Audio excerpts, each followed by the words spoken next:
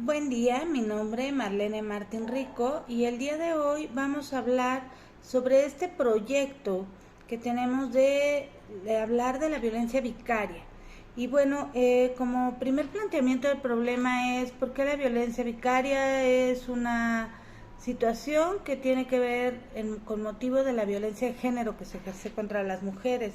Y es que, bueno, entendemos que las mujeres hemos vivido históricamente una multiplicidad de violencias estructurales, sistemáticas, que son construcción de un sistema patriarcal y que además pues siempre, ¿no?, en las situaciones donde nos tenemos que confrontar, sobre todo en esta cuestión de visibilizar nuestros derechos o buscar el acceso a la justicia, pues observamos cómo es que el sistema judicial, en particular en este caso, convierte el procedimiento en un martirio para las mujeres, sobre todo para las mujeres madres. Y es que hoy la violencia vicaria se reconoce como una violencia que se ejerce por interpósita persona. Es decir, en este caso particular que vamos a tratar, como la violencia se reproduce a través de las hijas, hijos e hijes de las mujeres, como un mecanismo, como una utilización para afectar y dañar y perjudicar a las mujeres en lo que más les duele. Entendemos que la violencia vicaria tiene ciertos niveles de ejercicio, ¿no? Y generalmente la forma en la que se ejerce está instaurada en los derechos de las infancias y es ejercida por hombres, por padres agresores, que al perder el control de la madre, al perder el control de las mujeres que tenían sobre ellas, y que cuando las mujeres dicen ya basta, ¿no?, me voy a alejar de aquí, de este lugar, entonces los hombres toman esta herramienta a las hijas, hijos e hijes para perjudicar a las mujeres, hacerlas ver como malas madres, como malas mujeres. Es decir, que si se toma una cerveza ya es alcohólica, que si trabaja no les pone atención a las hijas, hijos e hijes, aunque ellos también trabajen, aunque ellos también tomen cerveza y a veces más cervezas que la madre, pero como son hombres, entonces es como si las mujeres no tuviéramos derecho a tener también, bueno, pues no defectos, ¿no? Así como a que sean reconocidas las virtudes de las mujeres madres principalmente. Y es que esto tiene que ver con una construcción de prejuicios y estereotipos sociales. ¿Y qué pasa con estos prejuicios y estereotipos? Bueno, pues resulta que son discriminatorios, ¿no?, de acuerdo al artículo 1 constitucional, pero además refuerzan este ejercicio de machismo contra las mujeres de una manera cíclica y recurrente. Pero además a veces estos padres agresores les hacen creer a las infancias que ellos son la alternativa que a ellos, con la que ellos tienen que estar, pero no con el afán de cuidar y proteger a sus hijas e hijas. Más bien es con el afán de perjudicar a la madre, de dejarla en estado de indefensión, de quitarle lo que más quiere, y esta es una amenaza constante en el tema de la violencia vicaria, de te voy a quitar lo que más quieres, te voy a quitar a tus hijos y no los vas a volver a ver. Y la realidad es que hoy, a partir del 2016, que se lleva a cabo esta sentencia de la Suprema Corte de Justicia de la Nación, en donde se determina que la idoneidad de la custodia para las infancias no debe recaer única y exclusivamente en la madre, porque sería una cuestión de prejuzgar que todas las mujeres somos las madres, pues sí, las más viables para cuidar, y eso sería un prejuicio y un estereotipo. Lo que bien es cierto es que a partir de este momento los hombres encontraron como esta herramienta para hacer ese daño a las mujeres, que es un daño que en su caso extremo se vuelve de imposible reparación. Y vean ustedes cuál es el caso extremo. El caso extremo es donde los hombres incluso le quitan la vida a sus propios crías, y ellos se quitan la vida. Es dejar a la mujer en pleno estado de indefensión, en el mayor estado de indefensión posible, en donde no hay una posibilidad de acceso a la justicia para las mujeres. Y entonces, hasta ante esta imposibilidad de acceder a la justicia, imagínense ustedes el daño tan grave y tan catastrófico que vive una mujer, ¿no? Que además ya no puede exigir justicia porque la persona que la ha agredido tampoco ya no está, ¿no? O sea, es decir, no hay a quién llevar a sancionar. Y bueno, pues esto desgraciadamente cada vez se ha vuelto más recurrente. ¿Y qué es lo que nos encontramos como un parámetro que permite estas violencias?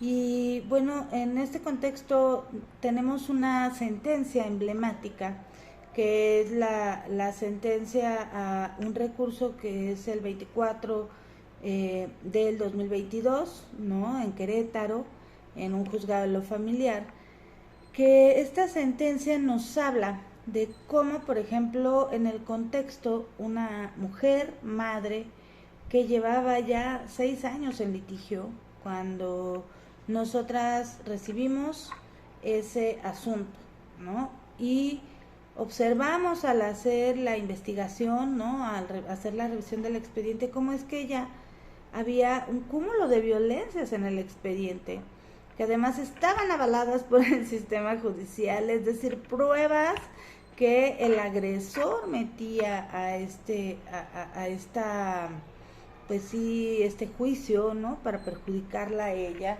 con la finalidad de quitarle a su hijo a esta mujer víctima, ¿no? Y observamos con mucho pesar cómo es que el sistema jurisdiccional no es capaz de asimilar y de observar el tratamiento de estos datos, de esta incorporación de pruebas conforme a derecho, ¿no? Pero peor que eso es que las abogadas y los abogados que transitaron en ese proceso durante esos 6 años, nunca nadie se dio cuenta que este tipo estaba utilizando al niño para violentar a la mujer. Y es aquí donde vemos que el acceso a la justicia para las mujeres se vuelve pues prácticamente imposible cuando no hay un sistema que las proteja. Y entonces, bien, en el tema particular de violencia vicaria y en la mayoría de los temas particulares de violencia vicaria, se encuentra inmersa la violencia institucional, ¿no? Que es esta violencia que pretende, bueno, pues anular los derechos de las mujeres, dilatarlos, invisibilizarlos, y hemos visto como esta construcción de cómo los juzgados, en particular los juzgados familiares, actúan frente a esta violencia, pero también hemos de decir que las fiscalías de igual forma, ¿no?, tienen este síndrome de la mujer mentirosa. Es decir, todas las mujeres que llegan a denunciar un tipo de violencia, entonces hasta que no prueben las mujeres las violencias, entonces hasta ese momento no les cree nadie, ¿no?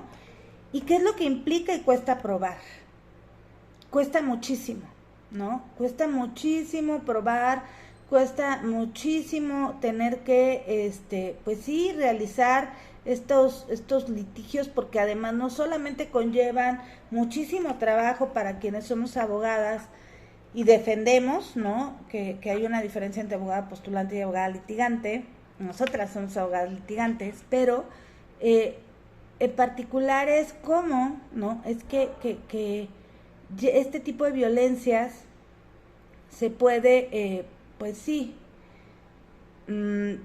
invisibilizar en un sector como lo es el sector judicial, ¿no?, como lo es el sistema judicial en su complejidad, ¿no? O sea, me refiero a su complejidad, es las instancias de SECOFAM, la Fiscalía, las Procuradurías para la Defensa de los Derechos de Niños y Adolescentes, las secretarias de acuerdos que dictan acuerdos completamente, pues, no sé cómo decirlo sin decir una grosería, y que además el juez firma, ¿no?, o la jueza. Además que sean mujeres que invisibilicen este tipo de violencias, y luego las segundas instancias que se dedican prácticamente a confirmar lo que se dijo en primera instancia sin hacer un análisis de contexto en las apelaciones, estas apelaciones que se dan, pues para reivindicar los procedimientos y que además, ¿no?, llenan de carga de trabajo a los tribunales federales, porque es como si dijeran, ay, confirma, sácalo, cumplamos con indicadores, y hay que después venga el Tribunal Federal a decirnos cómo le hacemos, y así le hacemos, y ya nos ahorramos chamba, ¿no? El punto es que no hay un contexto de la implicación que tiene este ejercicio de violencia institucional, que hay que nombrarlo, porque perjudica a las infancias. Son daños de imposible reparación. También a las mujeres, ¿no? Pero a final de cuentas, las infancias pierden su infancia en procedimientos judiciales, siendo sobrevalorados, ¿no? O sea, sobrevalorados me refiero a que les hacen la valoración psicológica, la valoración de trabajo social, ahora llévenlo a terapia, ahora lleve a la mamá aquí, ahora tráigala a la plática con el juez, ahora pidan informes a la escuela, ahora pidan informes, es decir, porque no nos creen a las mujeres lo que les decimos. Entonces, las infancias también están sometidas a este proceso judicial, que cuando las madres vemos a nuestras hijas e hijes en esos procesos judiciales, lo que queremos es acabar con eso, porque si a nosotras como madres, como mujeres adultas, nos perjudica, pues pensar en que a nuestras crías también les afecta de esa manera, pues es sumamente catastrófico, ¿no? Entonces las mujeres terminan perdiendo las custodias, pagando pensiones alimenticias, pagando abogadas y abogados de por vida, porque estas violencias nunca paran. Una vez que el agresor obtiene lo que quiere, hay un sentido de impunidad que refuerza estas violencias. Y mientras las autoridades no sancionen, ¿no?, mientras las autoridades no incorporen herramientas verdaderamente tendientes a erradicar la violencia contra las mujeres, las infancias se están viendo afectadas y perjudicadas. Hemos conocido casos de mujeres que perdieron, que nunca recuperaron la custodia, ¿no?, antes de que incluso el término violencia vicaria se estableciera como esto. Y lo que vemos es que estas mujeres, justamente después, cuando sus hijas e hijos crecen, estas mismas hijas e hijos siguen sometidas al control del progenitor. Porque muchas veces cumplen 18 años, pero siguen estudiando. Y si en ese momento, que ya tengan posibilidad de irse con la mamá, se van con la mamá, el papá no les va a dar nada. Y van a volver a iniciar un proceso judicial del cual ya no quieren saber nada. Y fíjense bien, hace falta indicador sobre cómo terminan las infancias, en dónde terminan las infancias y cuál es el daño que tienen las infancias también en estos procesos de revictimización, en estos procesos de violencia contra las mujeres. Y es así como nosotras vamos determinando un montón de cosas dentro del procedimiento y logramos una sentencia emblemática en primera instancia en materia familiar en Querétaro, como ya les dije. Y bueno, pues hay una situación donde podemos observar, ¿no?, esta falta de atención del sistema judicial. Sin embargo, observamos también la diferencia de cuando se construye un litigio con perspectiva de género y se observan todas estas violencias sistemáticas que se han venido ejerciendo contra la madre de manera cíclica, recurrente, dirigido a causar daño, ¿no? Que eso es parte, digamos, de lo que nosotras tenemos establecido en el Código Penal como violencia familiar. Y además, ¿no?, la violencia de género, bueno, pues la podemos encontrar en la Ley de Acceso a las Mujeres a una Vida Libre de Violencia, la violencia contra las mujeres, y ahí podemos también ver y hacer encajar como estas piezas que nos faltan o les faltan a los códigos, porque también hay que decir que tenemos una legislación local sumamente eficiente. Yo creo que en todos los estados, ¿no? Entonces, es así como se construyen, pero además algo bien importante, las periciales, los desahogos de pruebas, y fíjense por qué esta sentencia tiene que ser emblemática y por qué esta sentencia tiene que ser parte de toda esta construcción, ¿sí? Porque sentencia va a permitir que otras mujeres puedan acceder a la justicia con menos complicaciones y que otras peritas también vayan observando desde estas experiencias las posibles salidas, pero además las posibles formas de hacer una pericial que realmente sea una pericial ética, ¿no? Que también aquí voy a cuestionar el tema de las periciales. ¿Por qué? Porque tenemos una situación, ¿no?, donde el tema pericial, pues, siempre ha sido utilizado por las partes, es decir, así como yo pago mi perito, tú pagas tu perito y el perito va a decir justo lo que cada quien quiere que diga en el juicio, ¿no? Y a veces se observan cosas cuando nosotras leemos los peritajes siendo abogadas, ¿no? Y antes de cuadrarlos, digamos, con las psicólogas, a veces vemos cómo es que es tan evidente, ¿no?, que el perito o la perita están mintiendo, ¿no? Y cómo es que tampoco se llevan a cabo acciones contra estas personas que están violando su ética profesional.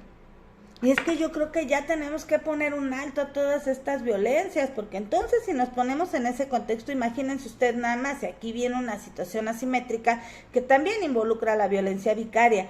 Es decir, si la madre siempre estuvo en la casa, o si la madre trabajó en trabajos informales, o si la madre tenía un trabajo formal, pues para empezar, si tenía un trabajo formal ya lo perdió, Ya lo perdió porque tiene que estar yendo al juzgado, tiene que estar yendo a pruebas, tiene que estar... Y en los trabajos, si se trata de mujeres y de la defensa de nuestros derechos, pues casi siempre nos dicen bye, ¿no? Como cuando tiene que pasar, por ejemplo, con el tema de, pues sí, de ir a las juntas o a los festivales, ¿no? Y lo que cuesta pedir un permiso en uno de estos trabajos. Entonces también esa es otra construcción patriarcal que tenemos que cambiar, porque ese es un punto al que las mujeres estamos sometidas.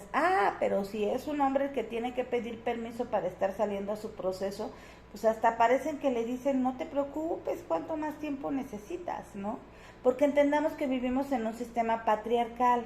Y quien diga que no, es que nunca ha tenido la necesidad, ¿no?, de pedir estos permisos. Entonces, generalmente, y en los indicadores, incluso a nivel a nivel internacional de la OIT, las mujeres ganamos menos que los hombres, incluso por hacer lo mismo o en los mismos cargos de trabajo. Entonces, ese es otro punto que tiene que ver con una situación asimétrica. ¿Por qué? Porque aunque las mujeres generemos dinero y trabajemos, ¿sí?, no hay la misma posibilidad de pagar abogados o abogadas que nos permitan pues defendernos, tener una vida digna, poder tener las condiciones que pide el juez para que las hijas y los hijos o los hijos visiten, ¿no? En el caso de las mamás que ya les sustrajeron a las infancias, que ya les retuvieron a las infancias, o que el sistema judicial las declaró malas madres, ¿no? Por no, pues no sé, a veces es simplemente hasta porque el papá dijo que el niño no se bañó un día, porque el niño le dijo no me bañé, y le dijo no se bañó, se llenó de piojos cuando hay una pandemia de piojos en todas las escuelas, ¿no? Y el sistema judicial dice, si no cuida a esa mujer, quítenle al niño, ¿no? O sea, castíguenla.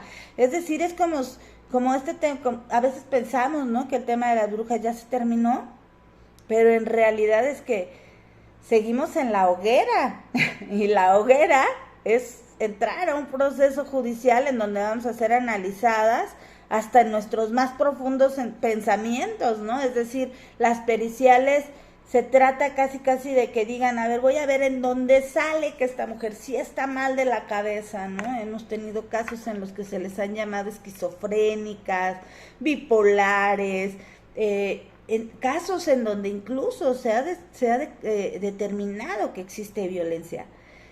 ¿Y saben qué pasa?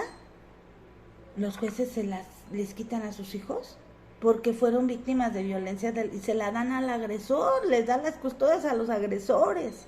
Entonces, es algo verdaderamente impresionante, ¿no? Cómo el sistema judicial opera de una manera tan criminalizadora, ¿no? Esta hoguera judicial, vamos a llamarle de ahora en adelante, donde las mujeres somos quemadas por el mínimo error que podamos haber cometido, donde las mujeres no somos personas, donde las mujeres nos tenemos que convertir en madres perfectas, en donde las mujeres tenemos que hacer lo que nos vuelvan a mandatar, ¿sí? Y estamos sometidas otra vez a un sistema judicial y adivinen qué pasa si no nos sometemos. Nos quitan a nuestras hijas, a nuestros hijos, a nuestras infancias y se los entregan al agresor.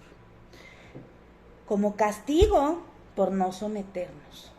Y bueno, esta sentencia ya hace una visibilización más clara, ¿no? Visibiliza cómo estas violencias se dan, ese doble discurso que maneja el progenitor, y pues ya ahí la iremos difundiendo un poco más.